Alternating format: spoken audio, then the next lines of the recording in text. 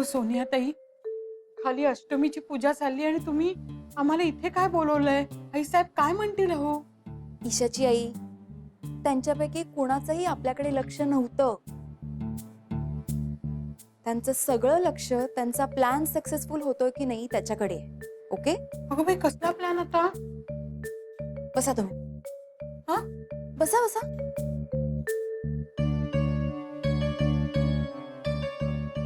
ऐका, ही खाली आत्ता जी पूजा घातलीये ना, हा त्यांच्या प्लॅनचाच एक पार्ट आहे असं समजा. काय सांगताय काय तुम्ही? मी तुम्हाला आतापर्यंत हेच सांगत होते ना. बघा, ते लोक ईशाला राजनंदिनी समजून खूप काय काय प्लॅन्स करतायत. आता प्रॉपर्टीचे पेपर्सच बघा. प्रॉपर्टीचे पेपर्स खोटे आहेत. हो, मला माहितीये ना. मी माझ्या स्वतःच्या कानांनी ऐकलेले. प्रॉपर्टीचे पेपर्स खोटे आहेत. अहो पण हे खोटे पेपर्स असतील तर विक्रांत सरांच्या लगेच लक्षात येईल. Right, exactly. ब्रोइन लॉ खूप स्मार्ट आहेत आणि म्हणूनच ईशाने मायराला स्वतःच्या साईडला करून घेतलेलं आहे. आता मायराने ब्रोइन लॉला खाली बोलवलं, राईट. आता मायरा ते प्रॉपर्टीचे पेपर्स स्वतःच्या हातात ठेवे आणि ब्रोइन लॉला ते नीट वाचू देणार नाही. म्हणजेच ब्रोइन लॉला ते पेपर्स खरे आहेत की खोटे आहेत हे कळूच देणार नाही ती. आणि आपल्या सगळ्यांना माहितीच आहे, ब्रोइन लॉचा मायरावरती खूप विश्वास आहे. याच विश्वासाचा फायदा करून घेते ती. पण हा सगळा खोटा कारभार कशासाठी? म्हणजे काय गरज आहे याची? हो ना. कारण एकच आहे, कारण या लोकांना ईशा म्हणजेच राजनंदिनी असं वाटतं. अहो एवढंच काय, त्यांना हेही वाटतं की राजनंदिनी ईशा बनून विक्रांत सरंजामेचा बदला घेणार. आता मला सांगा, ईशा ही राजनंदिनी आहे याचा काही प्रूफ आहे का? काही त्याचा पुरावा आहे का? नाही ना. मला तर काही कळतच नाही काय चाललंय. नाही सोनियाताई, तुम्हाला ईशाची काळजी वाटतेय हे पटतंय मला.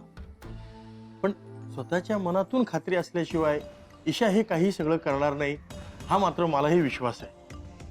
हो, कारण ती मला म्हणाली होती की विक्रांत सरांनी त्यावेळी ज्यांच्यावर अन्याय केला त्या सगळ्यांनाही न्याय मिळवून देणार आहे, कोणाचंही देणं ठेवणार नाही. प्लीज ईशाचे बाबा, हे सगळं फिल्मी आहे. हे ऐकायला बोलायला बरं वाटतं, पण असं नसतं. कळतंय का तुम्हाला? तुम्हाला माहितीये, ही जर गोष्ट पोलिसांपर्यंत गेली तर काय होईल? डायरेक्ट फ्रॉड केस लागेल यांच्यावर. आणि यात अडकेल कोण? ईशा आणि जयदीप. अगं बाई, हो मग, आफ्टर ऑल त्यांनी त्या खोट्या पेपर्सवरती साईन्स घेतले. खरंय हो.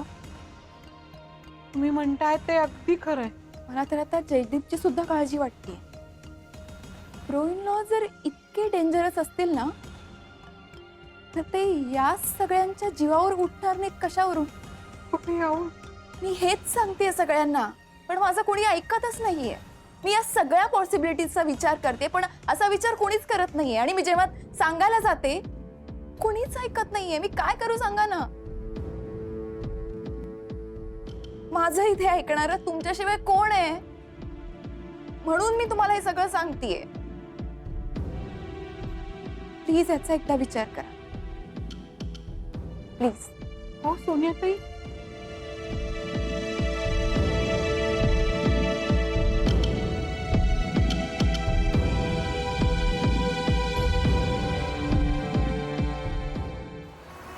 हो, येस, आला होता. सीएम साहेबांचा फोन आला होता. हो, झालंय बोलणं. नाही बघा, या गोष्टी फोनवर फोनवरती ठरवता येत नाहीत. हां, मायरा फोन करेल आणि ठरवेल सगळं पुढचं. प्रत्यक्ष भेटून ठरवूया. या, ओके, बाय. मायरा, तू आज कामालाच लावलंस मला. I am very sorry sir. Actually आज एकच मीटिंग फिक्स होती, पण नंतर सीएम सरांचा कॉल आला आणि सीएम बरोबर मीटिंग आहे हे कळल्यानंतर मार्केटमध्ये काय होतंय तुम्हाला माहिती आहे. बाकीचे 2 कॉल्स आयत्या वेळेला ठरले sir. I am very sorry about that. बघू ते फाईल्स इकडे.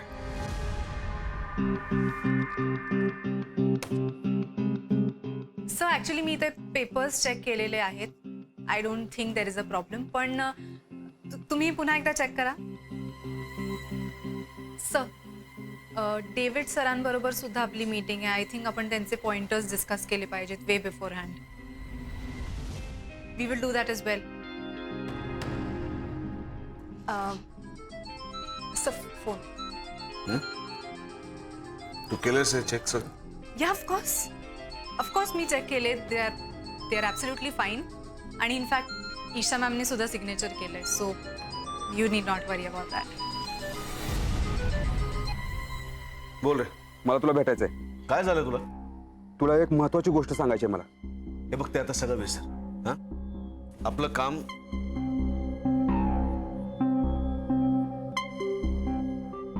ओ I am very sorry. Thank you. Sorry. तेच सगळं आता विसर. आपलं काम झालंय, कळतंय? काय काम झालंय? झेंडे आईसाहेबांनी आणि जयदीपनी सगळी प्रॉपर्टी ईशाच्या नावावर केली. ईशाने त्याच्यावरती सह्या सुद्धा केल्या आणि ती सगळी कागदपत्र आता माझ्या ताब्यात आहेत. कळतंय का तुला? ईशानं प्रॉपर्टी तिच्या नावावर केली आहे, त्याचा आपल्याला काय फायदा आहे? तू महा चालाक झाली ती. हे बघ, मी आता एक पॉवर ऑफ अटर्नी करून घेणार आहे. ईशा त्याच्यावरती सही करेल, ती सगळी प्रॉपर्टी माझ्या ताब्यात येईल आणि 25 वर्षांपूर्वी पाहिलेलं स्वप्न आता खऱ्या अर्थाने पूर्ण होत आहे. झेंडे, तुला कळते का काय घडतंय ते? अरे पण ही पोरगी तुला. हे बघे, ती कशी असली ना तरी सुद्धा माझी बायको आहे आणि तिच्यामुळे आपल्याला काहीच लॉस झाला नाही. झाला तो फायदाच झाला. त्यामुळे आता ते सगळं विसर आणि आता डोक्याला शॉट देऊ नकोस. आणि एक काम कर, येताना शॅम्पेनची बाटली घेऊन ये. इथेच फोडू आणि इथेच सेलिब्रेट करू. काय? चल.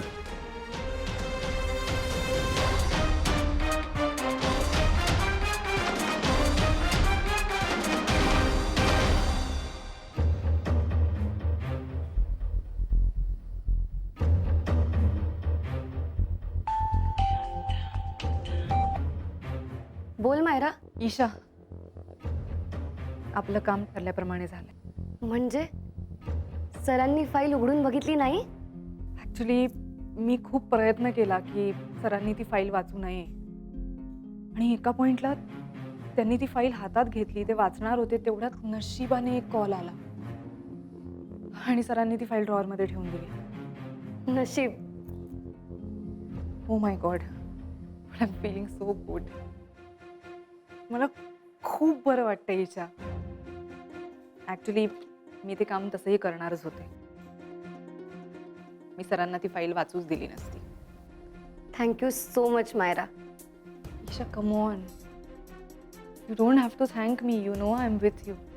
मायरा, तूच काही गोष्टी खूप चांगल्या प्रकारे करू शकतेस, एस्पेशली ऑफिसमधल्या. आणि म्हणूनच तुझी मदत आमच्यासाठी खूप महत्त्वाची आहे. आणि मी तसंही तुला हेल्प करणारच होते ईशा.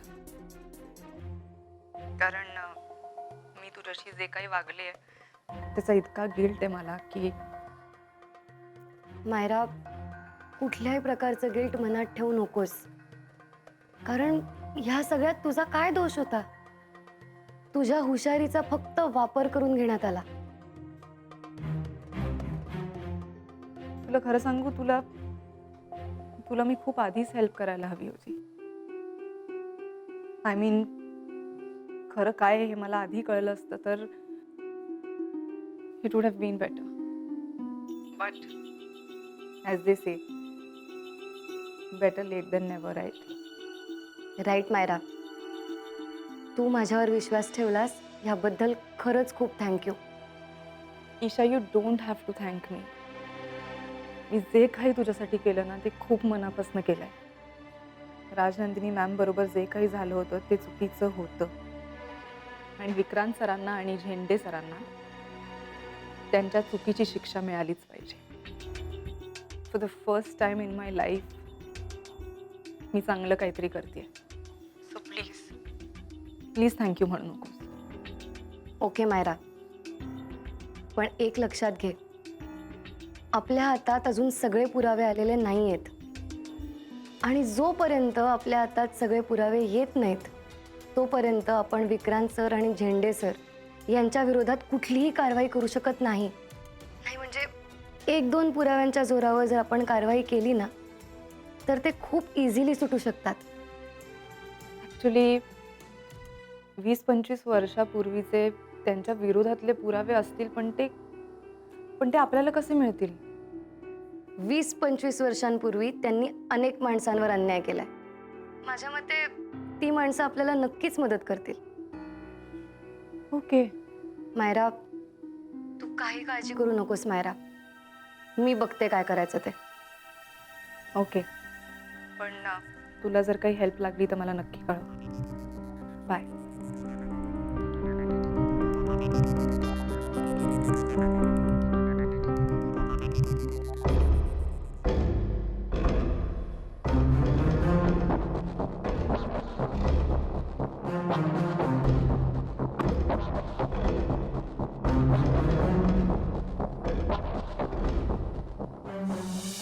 वहिनी मॅडम,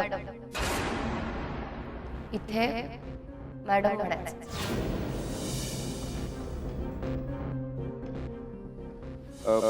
त्याचं काय वहिनी? एक मिनिट. मॅडम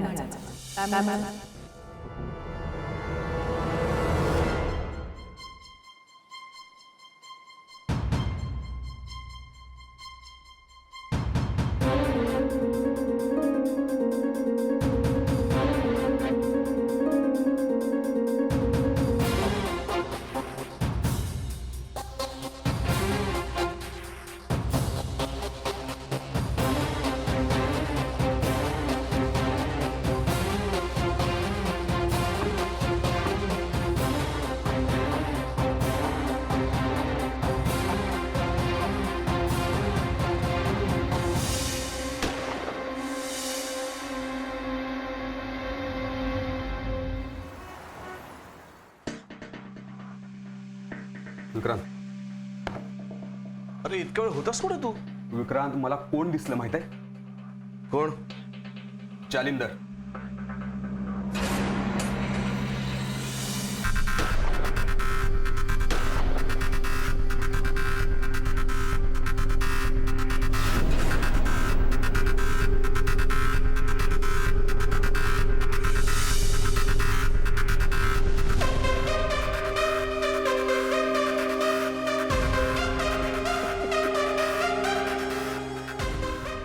अरे विलास, कसं शक्य आहे? आपण स्वतः त्याला आपण मारलं त्याला आणि मी त्याचं प्रेत खालीत फेकून दिलं.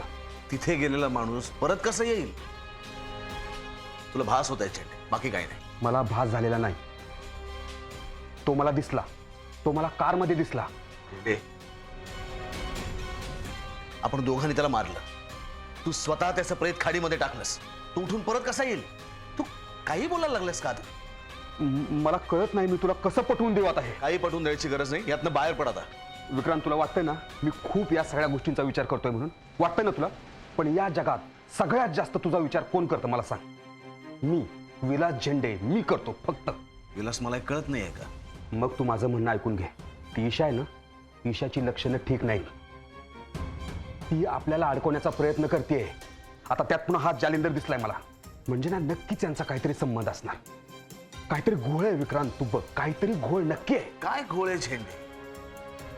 ईशाच्या नावावर आईसाहेबांनी सगळी प्रॉपर्टी केली, त्याच्यावर ईशाने सह्या केल्या. ते सगळे पेपर्स आता माझ्याकडे आहेत. कुठला घोळ आहे याच्यामध्ये?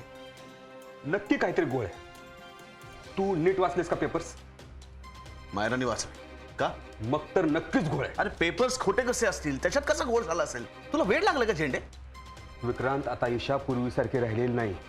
चालाक झाली ती. तुला ना आता सगळीकडे फक्त ईशा दिसायला लागली. ईशाचे खेळ, ईशाचा डाव, ईशाचा प्लॅन, फक्त हेच डोक्यात आहे तुझ्या. ईशाचा चांगुलपणा दिसत नाही तुला?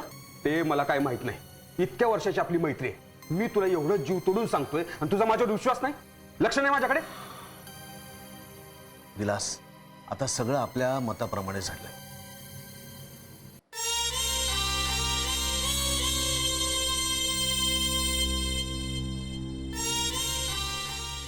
ईशानी प्रॉपर्टीच्या पेपर्सवरती सह्या केल्या. हे सगळे पेपर्स आत्ता माझ्या ड्रॉअरमध्ये आहेत झेंडे.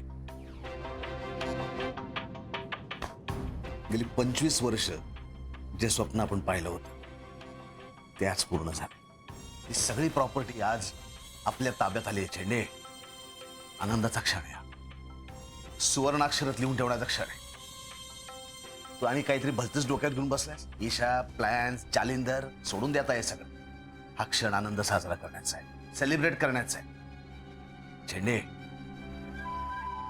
नाउ सेलिब्रेट दिस गोल्डन मुवमेंट.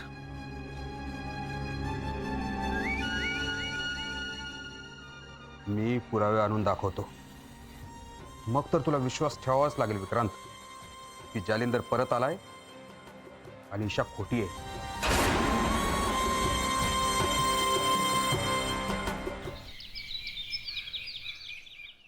हॅलो. नमस्कार ईशा मॅडम. तुम्ही बोलवल्याप्रमाणे काल मुंबईत आलोय मी रात्री. Thank you Jalinder sir. तुम्ही मी म्हणल्या मुंबईला आलात. गजा पाटलाला धडा शिकवण्यासाठी मी काहीही करू शकतो. हो, पण तुम्हाला जपून राहायला पाहिजे. तुम्हाला धोका आहे. जालिंदर जीवावर उदार आहे, माझी काळजी करू नका. तुम्ही सांगितल्याप्रमाणे तुमच्या उपयोगाच्या वस्तू घेऊन आले तुम्हाला द्यायला. ओके, आपण योग्य ती काळजी घेऊन भेटूया. ठिकाण आणि वेळ मी मेसेज करतो. चालेल. बाय.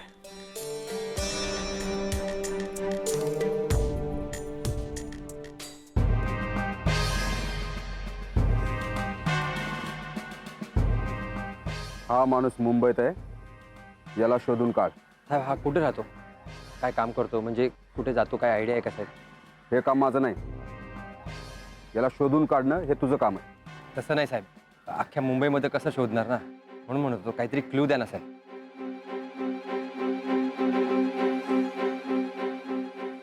अख्ख्या मुंबईमध्ये शोधायची गरज नाही. ईशा निमकर, विक्रांत सरांची बायको, तिच्यावर लक्ष ठेव. हा तिला भेटणार. पण नक्की ना साहेब? नक्की भेटणार, त्याशिवाय हा आलेला नाही. त्या दोघांचं काहीतरी काम असणार. तू ईशावर नीट लक्ष ठेव.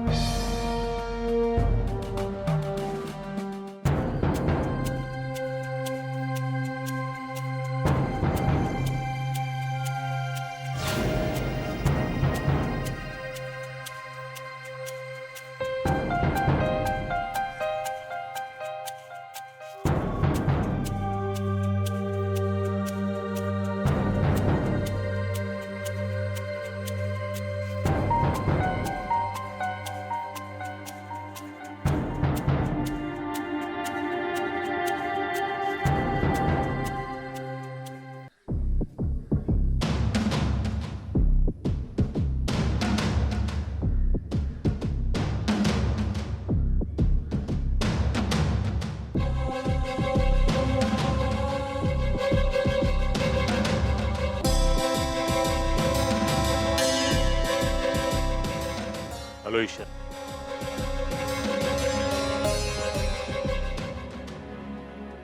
कशी आहेस? मी बरी आहे. सगळं व्यवस्थित चाललंय ना? हो, तुम्ही मला मागच्या वेळेस म्हणाला होता त्याप्रमाणे मी विक्रांत सरांचा विश्वास जिंकलाय. आणि आता मी छोटे छोटे प्लॅन्स बनवते. मला खात्री आहे की सगळं काही व्यवस्थित पार पडेल. काय झालं? तुझ्या बोलण्यातला आत्मविश्वास बघून मला राजनंदिनी मॅडमची आठवण झाली. तेही अशाच आत्मविश्वासानं बोलायचे. बिझनेसचा खूप चांगला सेन्स होता त्यांना. जालिंदर सर, मी तुम्हाला बोलवलं आणि तुम्ही लगेच मला भेटायला आलात. Thank you so much. हे घे. त्यात बाकी सगळे पुरावे तर आहेतच, पण गजाने शिरपूरकरचा खून करून मला जेलमध्ये टाकलं. मी त्याची शिक्षा भोगली आहे.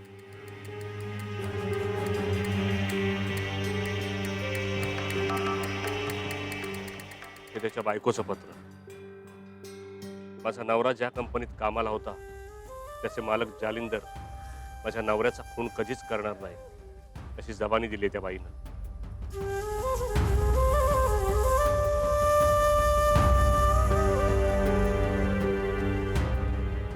तुम्हाला मला पुरावे द्यायची काहीच गरज नाही, कारण मला सगळं माहिती आहे. मी आता तुला सांगितलं म्हणून. नाही, मला दिसलं म्हणून. म्हणजे